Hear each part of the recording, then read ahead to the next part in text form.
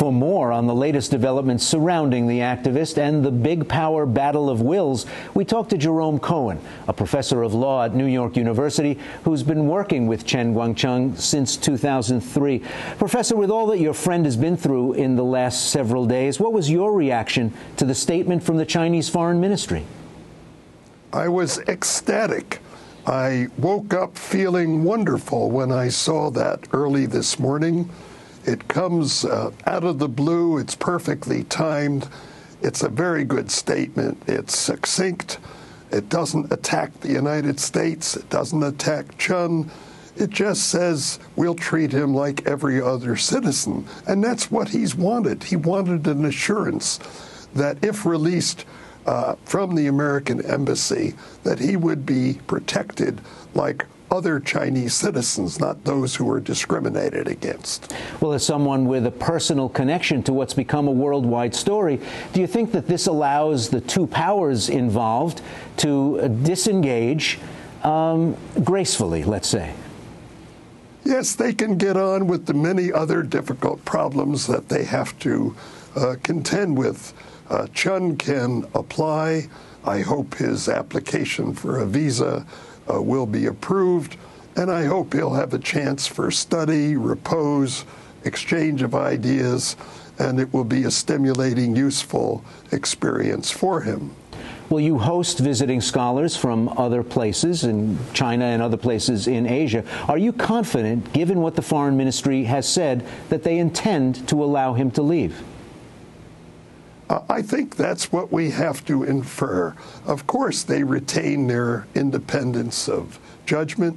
They have to see the application. He doesn't even have a currently valid passport, so he's got to apply first for a passport.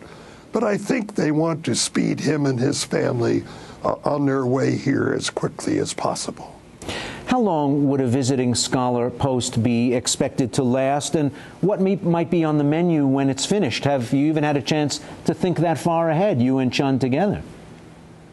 We have visiting scholars come to us for a month, a semester, a year. We're quite flexible. These are not students. These are relatively senior people, usually mid-career. Some are professors.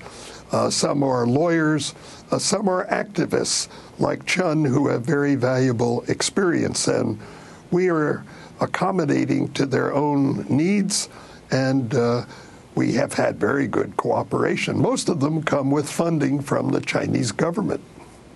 Well, this is going to be under very different circumstances, if not to say difficult circumstances.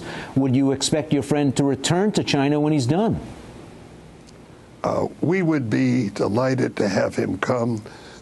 The idea would be they could come for up to a year, and at that point, he'll be more comfortable with himself, he'll be more adjusted to freedom, and he'll have to decide what next. And my hope is that he'll be able to go back to China and take part in not only further study, but also further participation in the law reform movement.